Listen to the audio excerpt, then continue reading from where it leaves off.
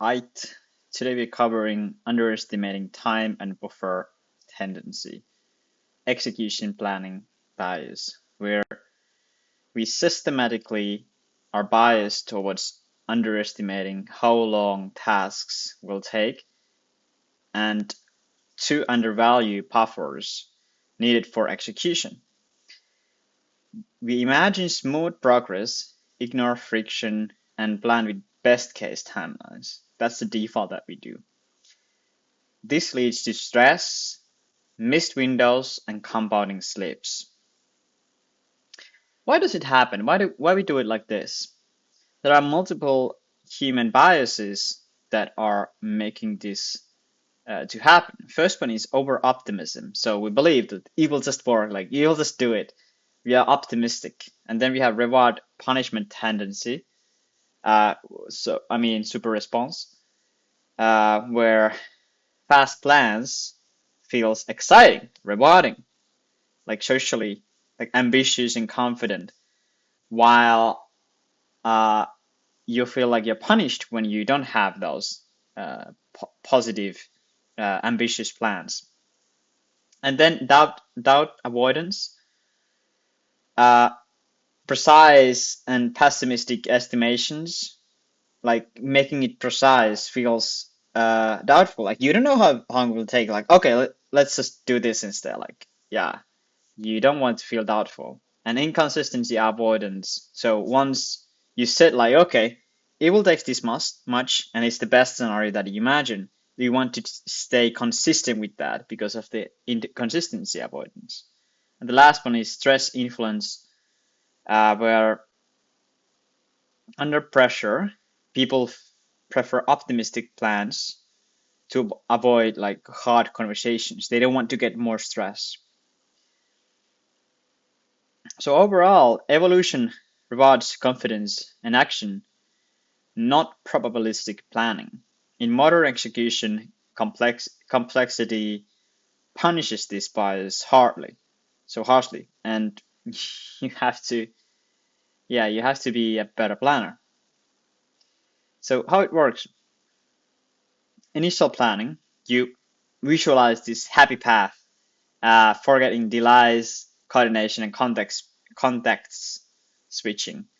You have optimistic anchor that you use as a fixed point, anchoring bias, and then you have social pressure that okay, like we move fast, like we do product development, like it's like okay, how long it takes? 2 weeks, 2 weeks we do it.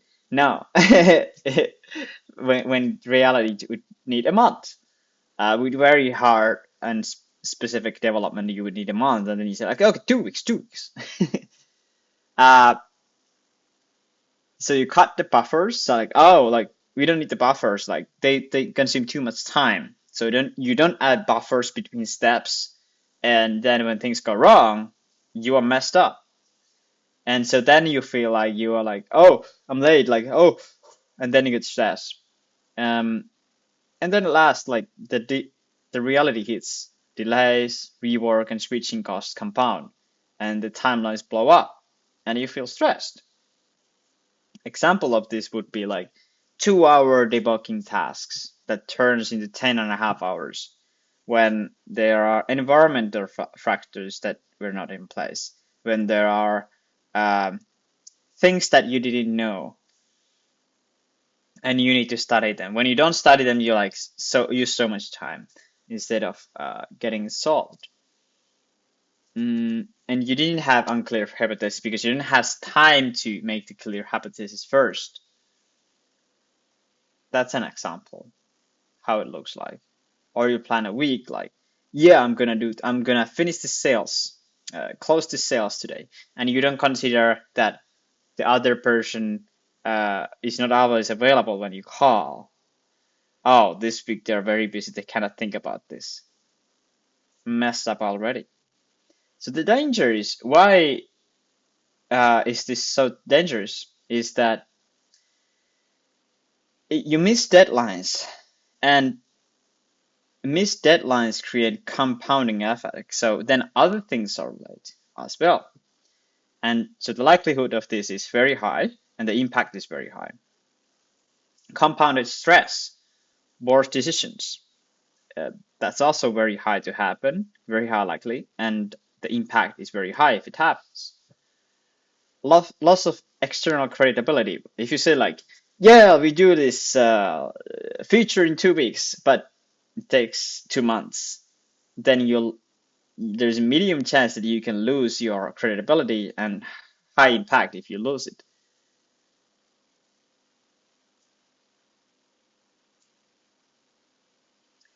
Um, then how can you avoid this?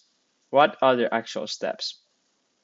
First is to use historical data, base rates.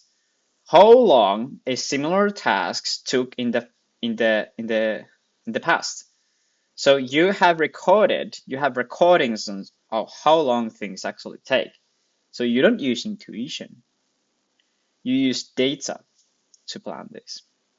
And if you don't have data, then you use pessimistic planning. So initial estimate is like, okay, I imagine the best scenario, like, oh yes, 1 week.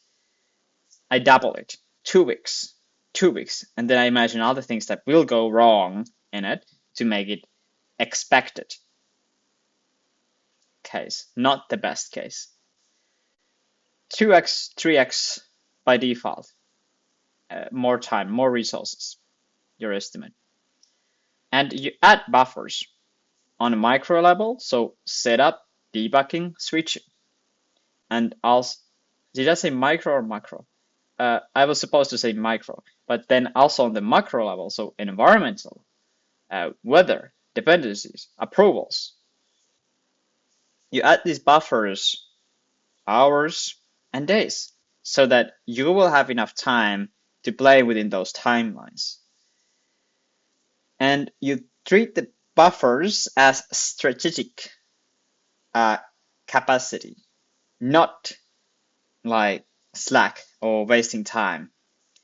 If you have buffer and you've done everything you're supposed to in that day, for example, then there's definitely many things that you can improve meanwhile.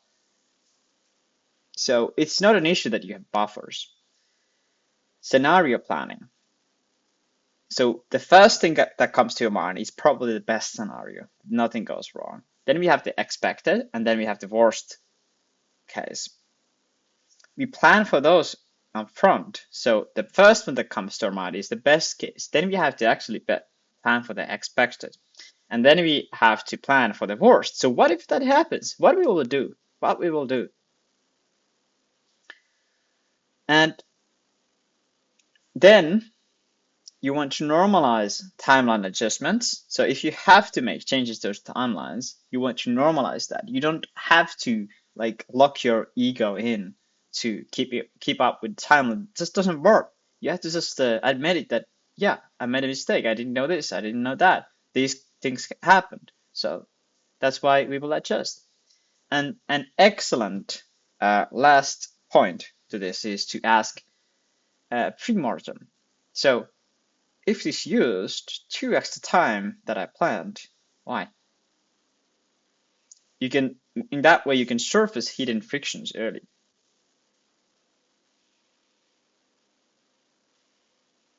Uh, and how to leverage this, how to use this. What will you gain if you use this? You will gain credibility. So your timelines consistently keep up. People start to perceive you as reliable. And if it's customers, then they perceive you as reliable. Calm execution. You have buffers. You're always calm. You can feel calm inside when you execute. You have no panic. Um, Negotiation leverage, where you under promise and you over deliver. That's a good thing. Strategic flexibility, where time buffers let you seize unexpected opportunities, like you can test things instead of you are like in this tunnel vision. And at last, the principle is that plan pessimistically, execute calmly, and treat buffers as essential risk absorbers. not optimal optional extras.